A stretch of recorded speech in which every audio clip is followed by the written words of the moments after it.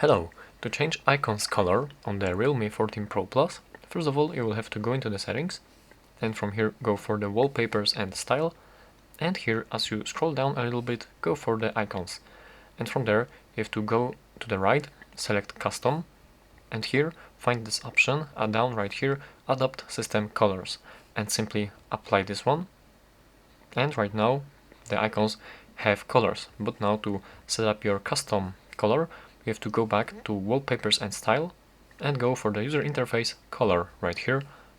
and here in the featured colors you have to go all the way to the right and go for the custom, and here you can set up your custom color, any color that you'd like,